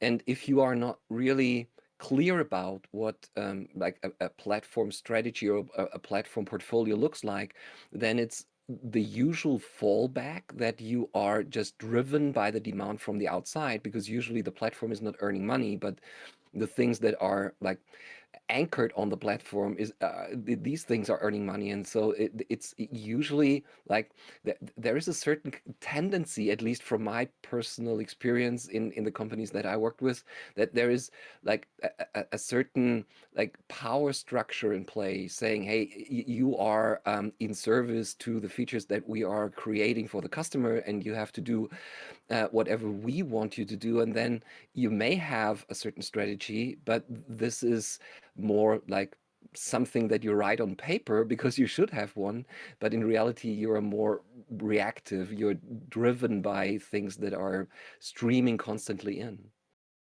And I mean, that's the order taker mentality that to me defines a complicated subsystem. And that's why I wanted to steer it a little bit away from, it's not about the dependencies that define it, it's about their power relationship between the stakeholders and the platform or the subsystem. and that's probably the piece where I like the platform portfolio positioning, because the other thing I see is a lot of people say we're a platform team, but they're funded by dependencies. And it And was interesting. Go. no, you go. It was interesting working through the examples on this, because while I push back against the dependency language, very much the intention here was to try to write it in such a way that you couldn't construe a complicated subsystem as a platform portfolio. Um, or if you did, it was at mega scale. So for example, the the automotive company that maintains a core vehicle platform as a platform portfolio, Yeah. serving many different product lines. Arguably, that's a very large, very complex subsystem. Yeah. But it legitimately is a vehicle platform. Yeah. So remind me where Question. the core systems portfolio turned up. It's in that section, second paragraph, It's in under the example platform two. one. Yeah. There you are. Because I thought that was another great example, right? And they're always sitting around there. Yeah, and you get things like employee experience, um, those kind of core tools and platforms that run the organization. And it makes a really powerful metaphor for them. Hmm. There's a couple examples in my own history that made that really clear how important it was. And then there was one mechanical reason. The mechanical one was it was the one example for me that kept coming up when I couldn't identify any other platforms that I could not monetize. So platform, as I was looking through the platform portfolio, it's like every real example of a healthy one I could monetize, Yeah. except for that damn internal stuff, which is a legitimate platform. Oh, so you can monetize that, right? You could. You can cost savings the heck out of it, but No, you can also monetize it. This is where TBM becomes very useful. do tell. So if you think about the notion of TBM, or technology business management, for those not familiar with the acronym, right? It's running technology as a business. And what it's looking to do is to move towards a bill of IT or chargeback type model. And so, the simplest and easiest example is if you have a corporate laptop, right, what do you pay for the corporate laptop? Well, there's the laptop itself, there's the help desk that supports the laptop, there's the licenses for the software that's installed on the laptop, there are the patching services that maintain the patching service on the laptop. Uh, there are the people that look after the email services that are leveraged by the laptop. So there's like a bundle cost, and you can go, for my laptop as an employee, it's $320 a month, whatever the number happens to be. And if you think about the type of portfolio that would be provisioning and improving their ability to support those laptops, it's generally going to be a core systems type portfolio. And what will often happen in an organization is they get huge allocations of money, um, or what's perceived as huge allocations of money by the business unit portfolios. And there's a lot of resentment and questioning about how much money is allocated there. And the investment's not necessarily based on their cost of living. And particularly it's things like, I want a MacBook versus I want a PC. And whether there might be differential charging for those. So the whole notion of TBM is that you build out an economic model for both your, let's say, underlying infrastructure costs and your labor costs. And you can do a detailed chargeback. And so you can become a profit center rather than a cost center based on providing a fee for service, based on your ability to actually detail the underlying economics of the service you provide as a core system. Yeah. So agree with that, but I don't consider that monetizing. So that's putting a pricing and costing structure around it, but that's still internal stakeholders. Yeah, look, it's still internal stakeholders, but from a monetizing perspective, and again, if you go to, let's say we go to Zone to Win and say, what kind of portfolio is that going to be? It's going to be a productivity portfolio. For sure. And as a productivity portfolio, its job is going to be cost out and prove its cost out. General speaking, most terms, job Yeah. productivity portfolio. Mhm. So being able to get to a monetization strategy for the portfolio and actually say we're looking for investment and our performance is judged by the fact that our service goes up and our cost to serve goes down, right? Which is the eternal thing that one of those portfolios tends to struggle with. And then particularly the more you build a discipline there, the more you can do things like saying, you know what, instead of our budget getting its plus or minus 10% that it does every year, we can actually say that, you hired 5,000 new employees last year, and that 5,000 new employees incurs X. And you can start to try some really different discussions, particularly in the BAU budgeting space. Yeah, completely agree. Love that application of fine grained continuous flow TBM. The part I was talking about is every other example that I would coming up with for platform portfolios, I could directly monetize to external customers, either through licensing, through sharing, through APIs, through something where it has its own distinct profit earning business model. Yeah. And I couldn't get there with the corporate systems one. Yeah, I'm with you on that. So, I but I was, love the TBM diversion. That was actually a really interesting way of reminding myself how important that is, and perhaps bringing it back to a first-class citizen in the framework if we can get a better message around the ideas. Look, I get why it hasn't become first class, because it gets scary complex, and 90% of people who've done it have done it very badly, and they've spent years spending money on it and not got any results. But because I'm an economics junkie, if I'm and I spent a few years coaching a portfolio that happened to be one of these portfolios, and I'm like, we've got to get to economics. Because if we can't get to economics, pretty much everything else we're talking about lean and agile is really, really going to be hard to make it stick and get somewhere with it. So this hunt for how do I actually get economics on this, and I don't mind calling bottom line attack monetization, because it plays straight back into all kinds of things you're trying to enable in your more frontline portfolios. But that's a whole different topic. Is Yes, our favorite tossed from the sidetrack, mate? backlog somewhere.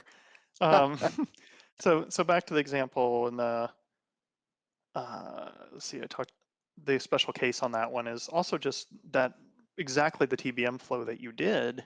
Um, the benefits of isolating that investment into a productivity zone targeted thing with its own cost strategy means it gets real attention.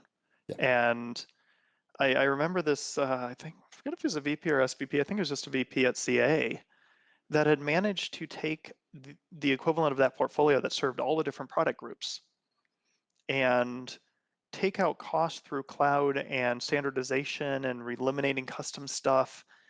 And I forget the numbers, but it was something like 300 people down to 30 with a goal of 6, and with significant savings across the board over a few years. And service levels went up and dependency challenges went down and like infrastructure became easy. Like he just did the phenomenal strategy on thing after thing in that portfolio.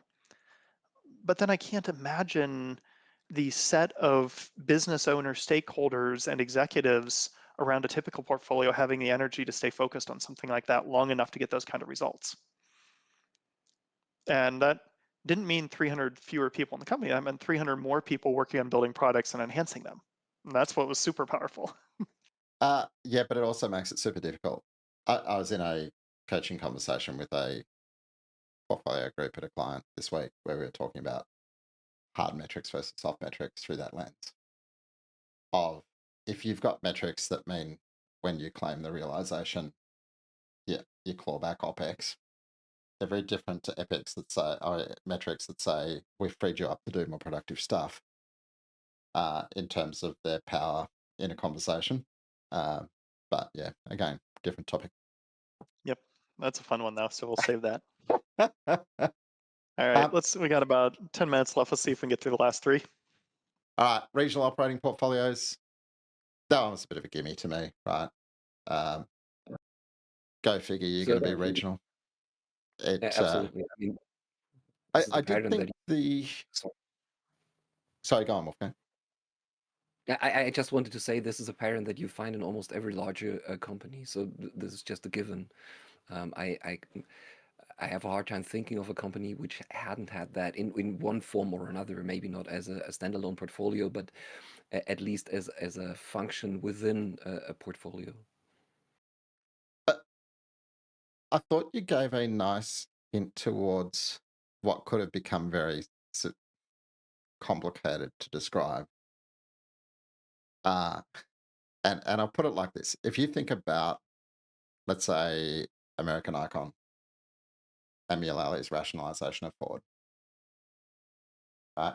A huge part of what he did was globalization of capability and achieving economies of scale and efficiencies through globalization, and the fight he had with the regions over it, right? And in fact, again and again and again, and maybe that kind of brought to my attention because they played through the battle he went through on that in such detail in the book. I'm noticing it crop up again and again to say this notion of, you know, productization of core capability, and globalization of core capability being a key element of the playbook. I just finished reading Your Strategy Needs a Strategy, and interesting read, but it talked quite commonly about one of your key tools being playing towards this globalization, and there's a lot of interesting uses of it. And I think the way you describe regional operating portfolios gave hints towards that, without necessarily, and maybe there's a whole paper or presentation where you could go a bit further down that line. I love the way it called out the way that it can give regions access to more sophisticated things that they couldn't afford by themselves.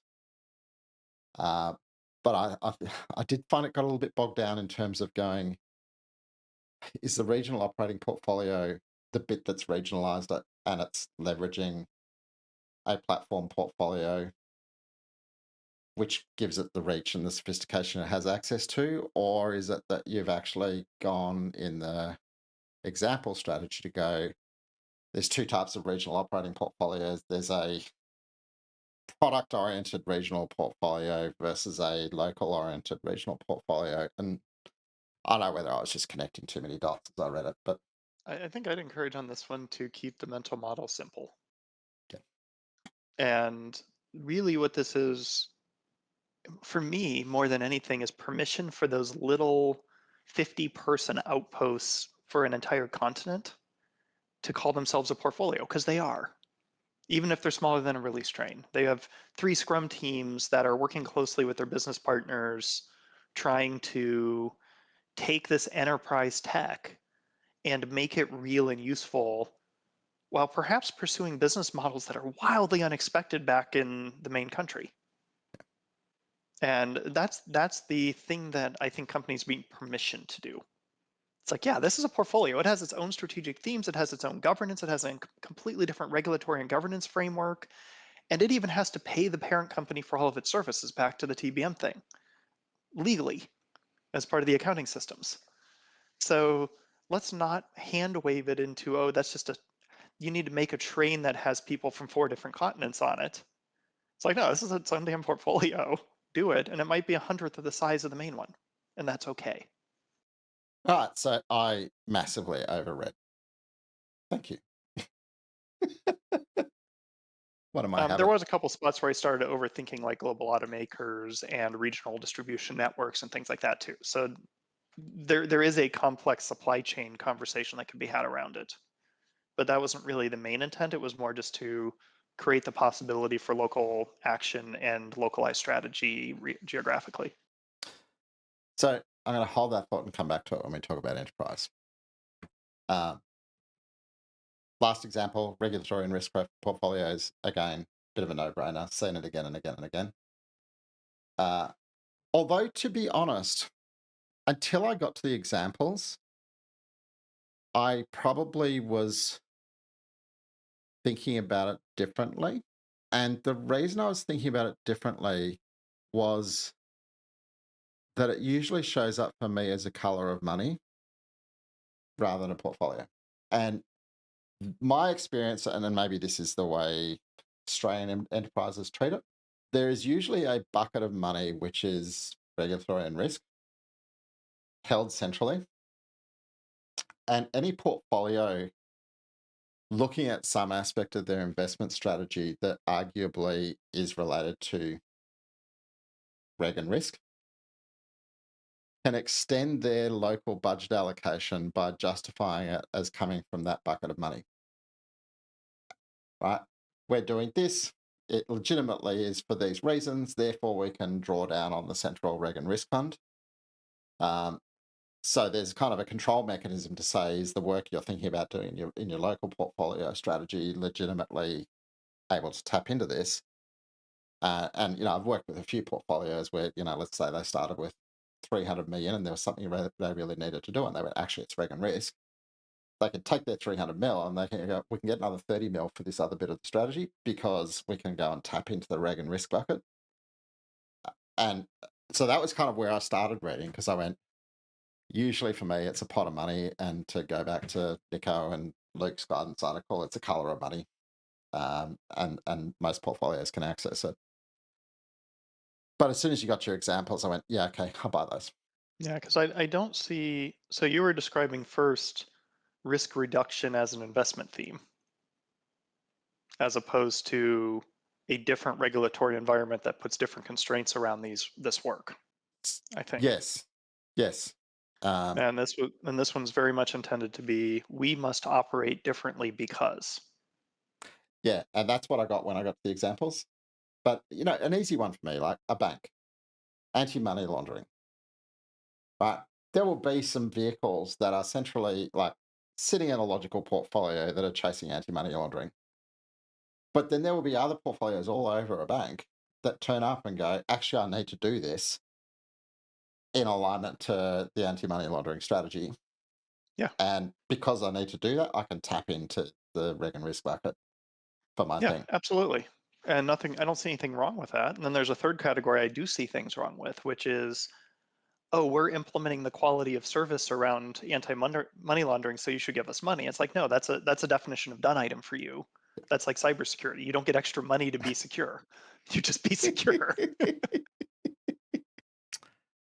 And then innovation portfolio, go figure. Um, nice to see it identified, separate portfolio.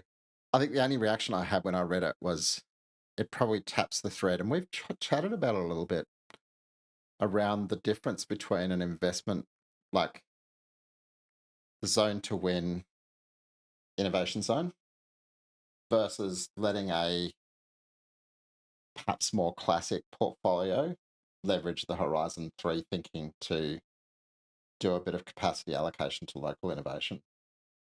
Uh, and that was, I guess, as I read this, I went, this is nice. We've got a metaphor for an innovation portfolio, which really maps to the high level concept, which allows us to now go and put some separation, possibly back in the lean portfolio management article, to go, you can use some of these concepts like horizon based investment, not just at portfolio level, but at other places. And they show Yeah, up differently. it's a fun surface area to look at. It's one that I struggle with because I just have this inherent belief that every portfolio and every art should be innovating. Yeah. But I also recognize that culturally and behaviorally and financially, there's really good reasons to have a separately governed, isolated Horizon 3-esque space or incubation space or place to put new acquisitions till they figure out how the heck they're going to work in this new company or whatever else. Yeah. There we go. Lots of new stuff. Any last thoughts on portfolio before we switch lens to enterprise, Wolfgang? And this might be where I take my leave then.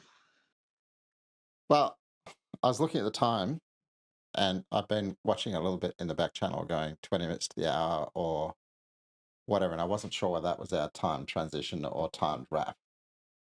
Because Um, we've made it through 2 articles. I could yeah, easily wrap that, there. that's my time to be out the door in 5 to 7 minutes. Well, in that case, why don't we wrap it on 2 out of 3 and do a quick closing out retro and call it a night. So, quite possibly, with not much organisation, the most organised we've been for a Saturday night so far. Thoughts? Closing takeaways? Things to tweak? I love the structure. Like we had this chat first about facilitation and things, and then after I don't know, half of the time or 45 minutes in or whatever, we jumped to the articles and went through 2 of them. So this was for me a good structure to it. Like we had a certain flow. We let the conversation running about facilitation, and then we jumped into what we wanted to do in the first place. So I like what we did.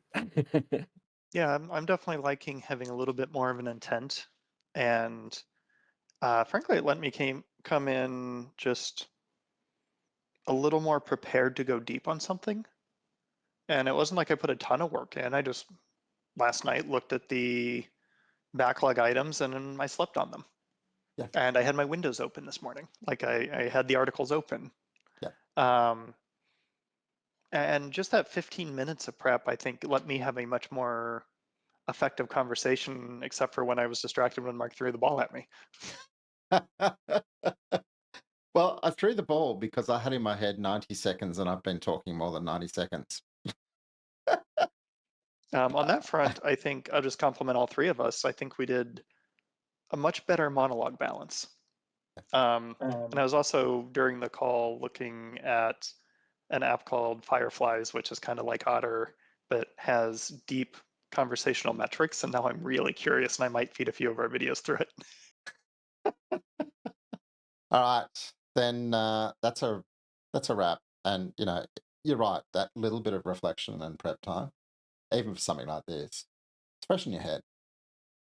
I reckon I spent 20-25 minutes rereading the articles and clicking around to see if I'd missed any articles I should have been rereading. But it was all kind of there, ready to talk about, as opposed to pulling it up on screen and madly trying to scan it and read it and talk intelligently about it at the same time. So, thank you all. Have a wonderful whatever's left of your day in your time zone. I'm going to put us to the